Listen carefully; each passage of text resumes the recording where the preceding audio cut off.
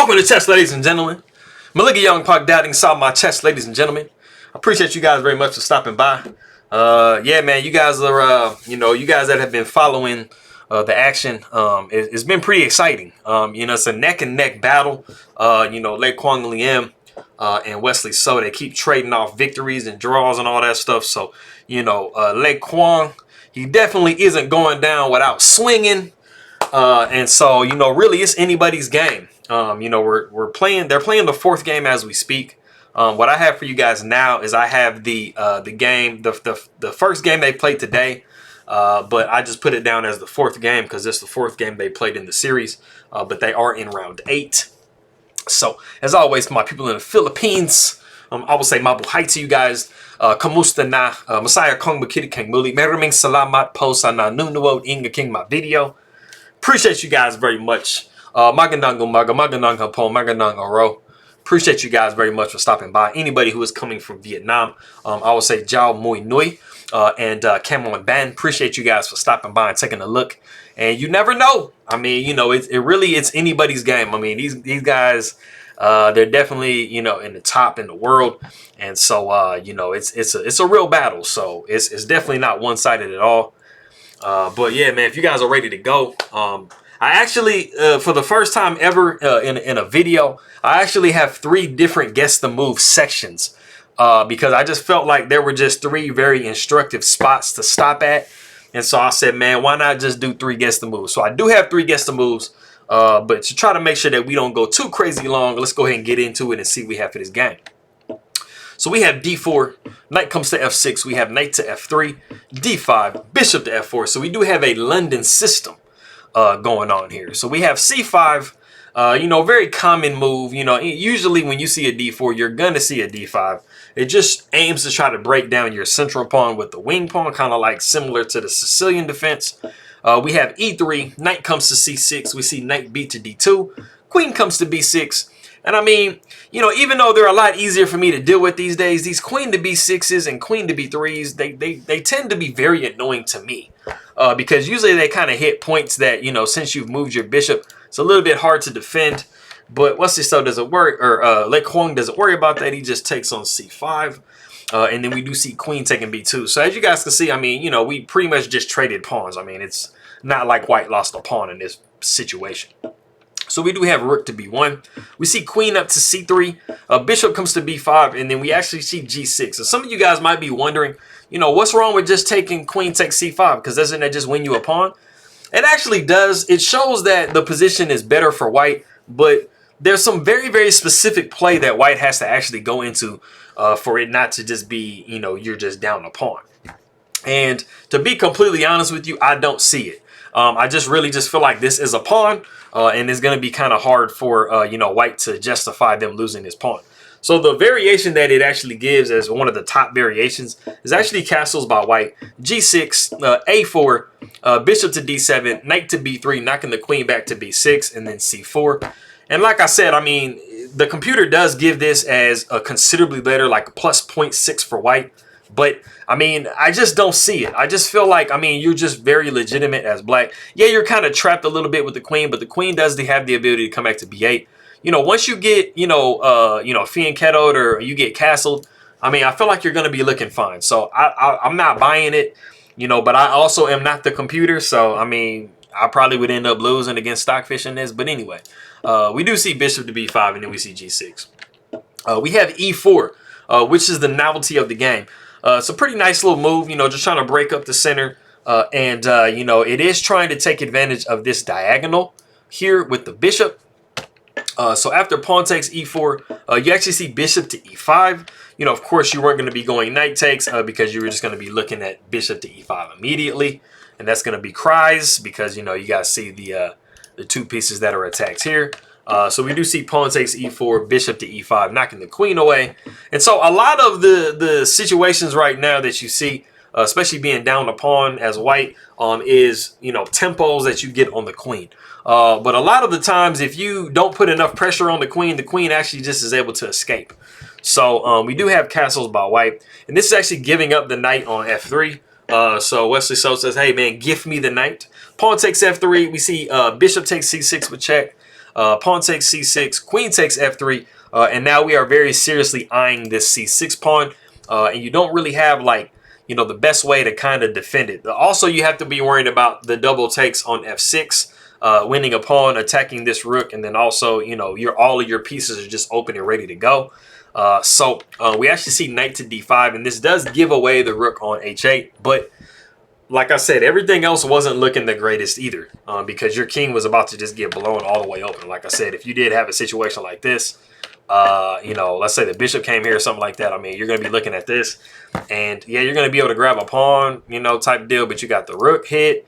You know, this king is super wide open, so I mean, you're worrying about rook to e1s. You know, castling on this side is not possible because the queen is, you know, in the way of castling.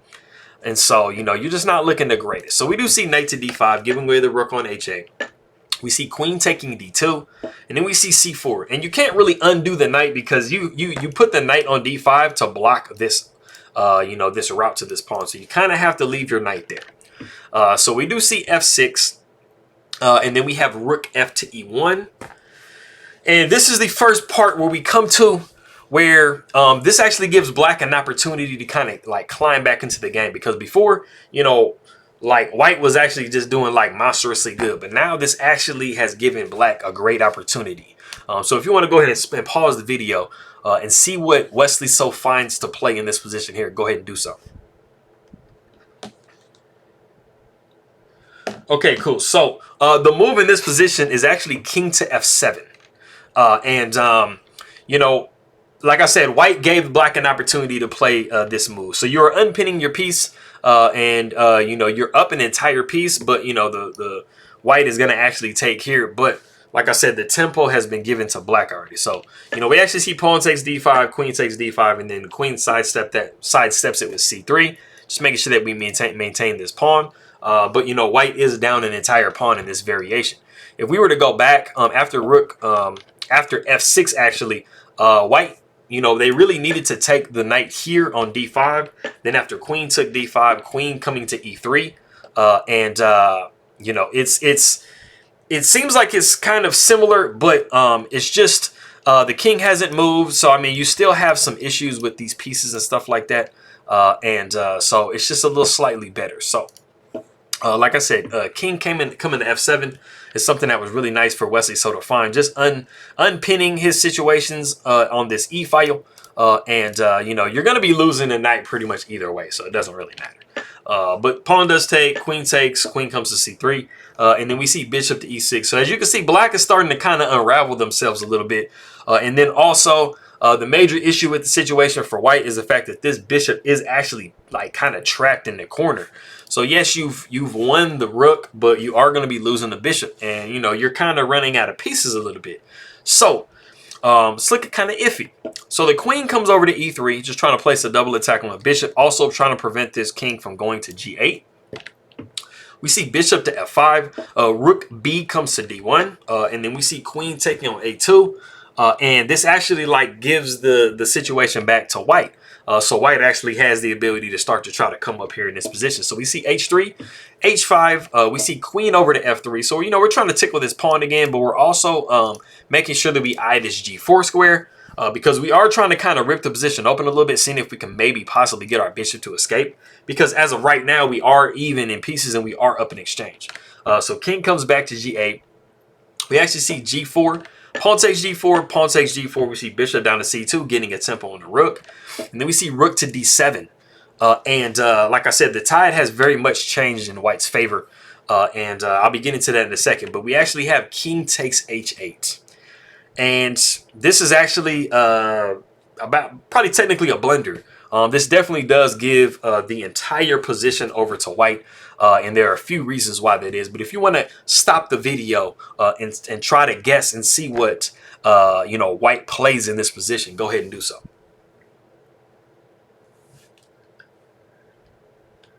Okay, cool. So it might look kind of strange, but you know, the thing about putting the rooks on the 7th is actually legitimate in this particular position. The best move in the position is actually rook e takes e7. And it might kind of seem weird, like I said, because it's like, why would you do that? Because then you're just going to be giving away your rook. But the main thing that you have to think about in the position, is the fact that this queen actually has the ability to swing over to this H file and check this king. And that's what king takes H8 gave white the ability to do. So yes, you might take here on E7, but you know, you're going to be taking back here. And then not only do you have check here, you have check here. And so as you can kind of see, this black king is kind of in a box. Now you can throw a check in, but the king always has the ability to run to one of these two squares and just get out of checks completely. So that's one of the major things about the situation as well. So after we see rook e takes e7, we actually see queen to a1 with check first. But like I said, the king can just step up and there aren't any, you know, more checks. We see g5. Queen takes on c6, so this is now hitting the rook on the a8 square. Rook sidesteps to b8, and then we actually have queen coming to c7. You know, actually the key move in the position is actually to save your rook. You are down a piece, but you do have a nice monster attack going. So rook to e3, preparing to swing the rook over here and take advantage of this, like, you know, basically like immobility of this black king was like crucial. So, you know, or as they say in Tagalog, lupit. I think I said that correctly. Cause yeah, I said lupe yesterday. You know, lupet, got you. But like I said, going back, rook came to b8, we saw queen to c7, and then we actually saw queen to b1. And then we see rook up to d8. And it might look kind of crazy because you're like, man, dude, like, it's like you got this whole rank hooked up. This whole rank is hooked up. It's like, man, I got to go into this trade, right? So if you actually want to pause the video for the third time and see, there is actually a saving move that black has at their disposal that actually allows them to draw the game by perpetual. So if you want to go ahead and stop the video, and see what this move is, go ahead and do so.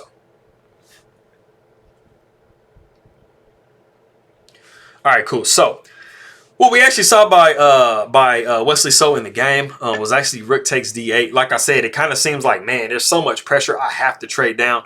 This is actually like one of the worst moves to make in the position.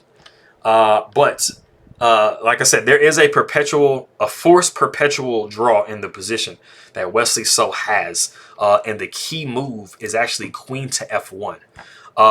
Queen to f1 basically either allows you to just draw the game by forced perpetual, or it allows you to actually win the game. It depends on what white does. If we see queen to f1, the best possible moves in the position is actually either rook takes b8 or queen takes b8, just getting rid of the rook altogether. You know, you're going to be subject to this perpetual check. So after rook takes b8, you would see queen taking f2 with check, king coming up to h3, queen coming up to f3, and then there's many different ways that white can try to defend. But I mean, you know, if you try to, you know, let's say instead of moving the king, you try to go queen to g3, you just basically have this perpetual going on. You're just going to pretty much just be doing that back and forth all day. After queen came to f1, an alternative is actually rook down to d2. It's not an alternative because it might kind of seem like in this position, man, I have the ability maybe to defend with rook to d2. The problem with rook to d2 is actually rook to b3. And you guys can see that this is mate here. So you've basically taken a position where, you know, you were just insanely winning to giving a perpetual to now you're just giving like the game completely away. And you're probably going to go ahead and have to like throw the pawn in the way. But after queen takes, like, what do? I mean, there's really not a lot of defense in this position. You have too many pieces. This rook is attacked. It's just not looking the best. Going back, like I said, after rook came to d8, you would be absolutely right to save the game and save the draw with queen to f1. But Wesley So, like I said, I mean, he felt like the pressure was just too much, so he went ahead and traded rook takes d8. But this is actually trading into a mating situation. Queen takes d8. We see king to g8, and then we see rook to e8. And this is mating, at least in 7. There is not a way for you to prevent the loss of this bishop. And as you guys can see, you know, there isn't a lot of real estate for this king to be on. And there isn't a lot of like defense that these two pieces being way over here can really lend to the king. And the major issue of the situation is like so insane how this one thing makes a difference. This pawn is blocking this diagonal, so you do not have any way to come to queen to b4 to try to protect this bishop. There is no move you can make that protects this bishop, and that's the main problem that you have. This rook is taking this bishop like literally no matter what, and it's literally this pawn that's just blocking. There's nothing that black can do in this position. So like I said, he went ahead and traded down into you know, he went into this position trading the rook, and that was just really just a deadly mistake that he made. So unfortunately, Wesley So did lose the first game of the day. And like I said, they're trading punches. It's like it's a real slugfest going on right now. So it's really exciting. But yeah, like I said, unfortunately, Wesley So did lose the first game of the day. So that is unfortunate. And so I'm going to be looking at seeing what other games I can do for the day. Hopefully I'll get another at least 1 or 2 games. But I appreciate everybody very much. Maraming salamat aking makaibigan. And you know, come on ban to anybody from Vietnam. And I will see y'all next time.